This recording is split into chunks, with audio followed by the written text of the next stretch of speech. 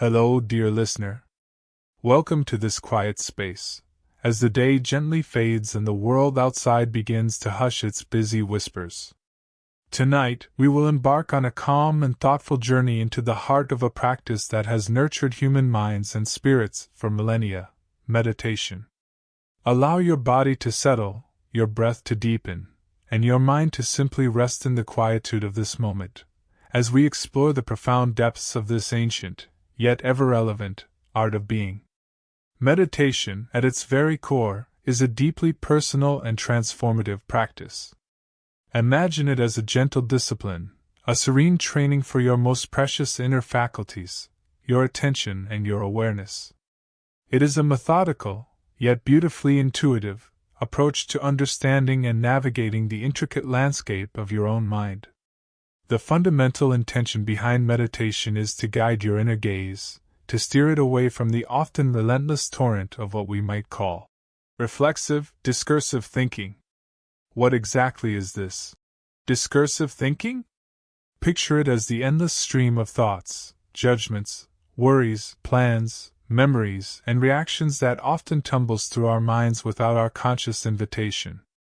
It's the inner monologue that chatters incessantly, evaluating, dissecting, and frequently entangling us in its complex web. Meditation offers us a way to gently, without force or struggle, detach from this ceaseless mental commentary. It's not about stopping thought entirely, for thoughts will naturally arise. Rather, it's about altering our relationship to them, choosing not to be swept away by their current. Through this gentle detachment, a remarkable transformation begins to unfold within us.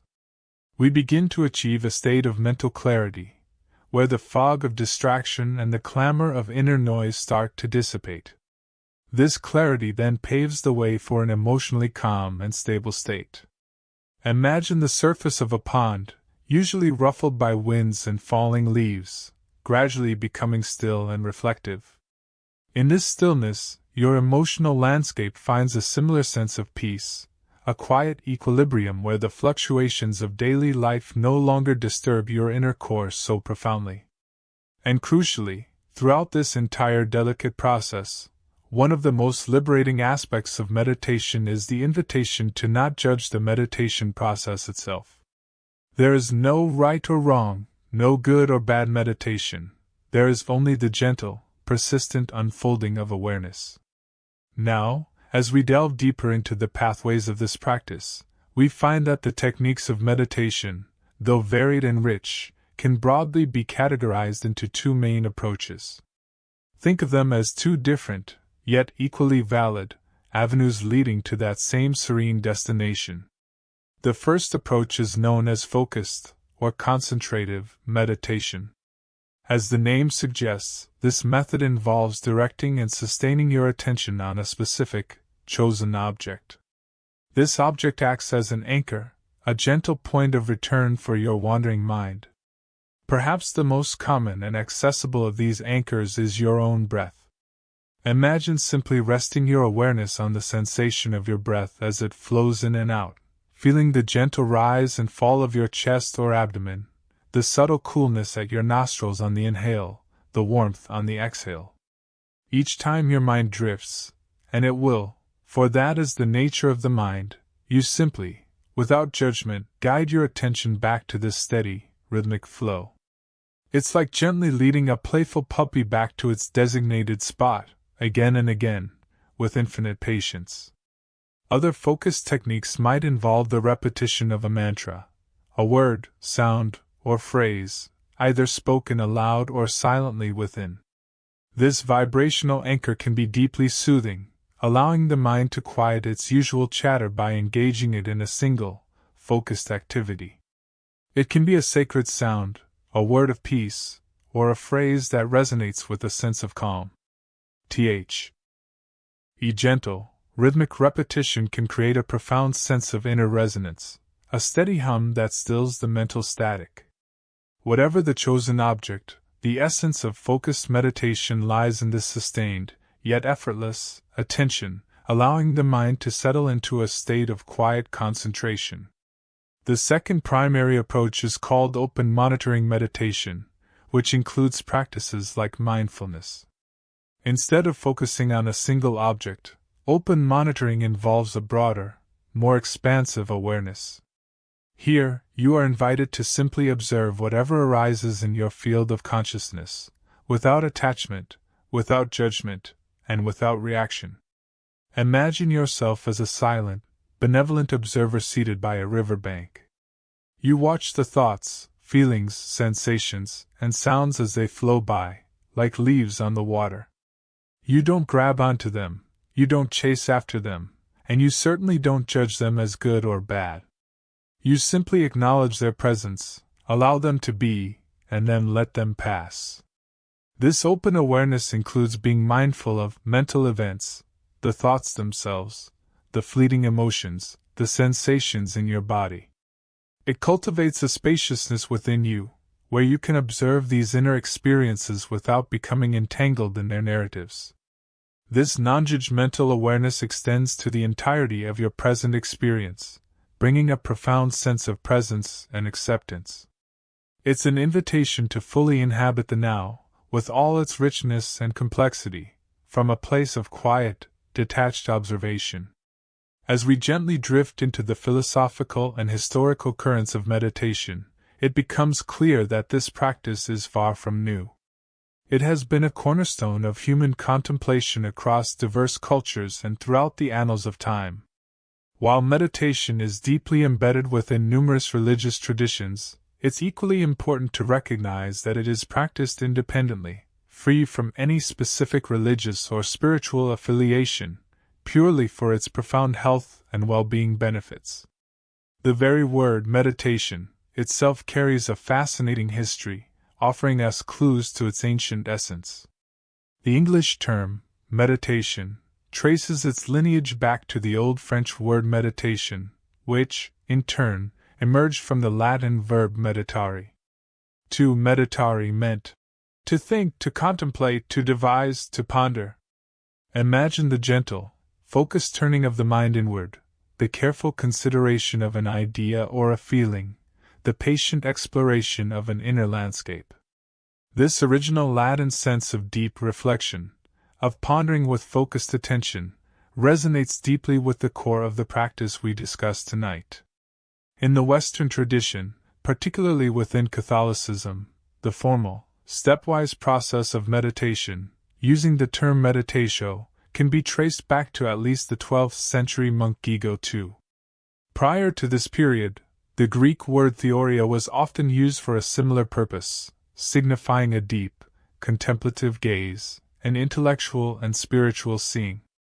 However, the term meditation in English also serves as a crucial bridge, a translation for profound Eastern spiritual practices. Here, we encounter the Sanskrit word dhyana, a term central to Hinduism, Buddhism, and Jainism. Dhyana originates from the Sanskrit root dhy, which, quite beautifully, means to contemplate, or to meditate. And here's a fascinating linguistic echo. The Greek word theoria actually derives from the very same ancient root as dhi. This shared etymological thread across vastly different cultures suggests a universal human impulse toward focused inner reflection, toward a deep, spiritual gaze that transcends geographical and linguistic boundaries. Beyond these traditions, the broad umbrella of meditation, in English, may also encompass practices found in Islamic Sufism, where remembrance of God, ***, is a central practice, or in the profound mystical traditions of Jewish Kabbalah, with its contemplative prayer and mystical union. And within Christianity, practices like hesychasm, with its emphasis on inner stillness and the repetition of the Jesus prayer, share a kindred spirit with the broader meditative impulse. In all these contexts, whether explicitly called meditation, or by other names, we find techniques centered on remembrance, prayer, and deep devotion to the divine, often involving focused attention and a quieting of the mind. It is perhaps because of this universal resonance, this profound human need for inner quiet, that Asian meditative techniques have, in more recent times, transcended their original cultural and religious contexts. They have gracefully spread to other parts of the world, finding meaningful application in entirely non-spiritual settings. We now see these practices embraced in fields as diverse as business, where clarity and focus are paramount, and especially in health, where their therapeutic benefits are increasingly recognized and sought after. This migration speaks to the intrinsic human value of the states that meditation cultivates, states that offer solace and strength to anyone, regardless of their belief system. Now, as we consider the definition of meditation, we encounter a rather intriguing challenge. It might seem straightforward, yet it has proven remarkably difficult to pin down with a single, universally accepted definition. This difficulty arises because meditation covers such a wide spectrum of practices, often quite dissimilar in their specifics, across countless traditions and cultures. Think of it: a Buddhist monk observing breath, a Sufi whirling in a trance, a Christian contemplative repeating a prayer, a modern individual using an app to calm anxiety. All might be described, in popular usage, as engaging in meditation. In our everyday language, the word meditation and the phrase meditative practice are indeed often used quite broadly, almost imprecisely. They can designate nearly anything that claims to train the attention of the mind, or to teach calmness, or to cultivate compassion. While these are certainly noble goals often associated with meditation, the sheer breadth of this popular usage means that within the modern scientific community, there remains no single definition with universally accepted, necessary and sufficient criteria for what constitutes meditation. This isn't a flaw, rather, it's a testament to the richness and adaptability of practices that fall under this umbrella term. Part of this definitional challenge also stems from the difficulty in artificially separating a meditation technique from the larger tradition in which it is embedded. As one scholar, Ornstein, wisely noted, most techniques of meditation do not exist as solitary practices but are only artificially separable from an entire system of practice and belief. This is a crucial philosophical point. Imagine trying to understand a single brushstroke without knowing the painting it belongs to, or a single note without hearing the symphony. For instance, consider the life of a monk. While meditation is a salient part of their daily existence, it is never practiced in isolation. It is intricately woven into a much larger tapestry of codified rules, specific outcomes, communal living within monasteries, and a rich cultural setting that includes local rites, rituals, and philosophical underpinnings. The meditation, in this context, is one thread in a unified set of practices that shape an entire way of life, a complete worldview. To extract just the technique of sitting silently, for example, risks losing the deeper meaning and transformative power it holds within that integrated system. Even within a broad faith like Hinduism or Buddhism, various schools and individual teachers may offer distinct types of meditation, each with its unique flavor, intention, and integration into a larger spiritual path. This diversity is not a weakness but a profound strength, reflecting in the myriad ways human beings seek connection, clarity, and peace. Despite these nuances in definition, when we turn to dictionaries, we find a beautiful convergence of meaning that captures both its ancient roots and its contemporary applications. Dictionaries often provide the original Latin meaning, describing it as think deeply about something. This speaks to the contemplative, reflective aspect. But they also offer more popular and accessible usages. Focusing one's mind for a period of time, capturing the essence of concentration, or the act of giving your attention to only one thing, either as a religious activity or as a way of becoming calm and relaxed, acknowledging both its spiritual and secular benefits. And for those seeking deeper transformation, we find definitions like To engage in mental exercise, such as concentrating on one's breathing or repetition of a mantra, for the purpose of reaching a heightened level of spiritual awareness.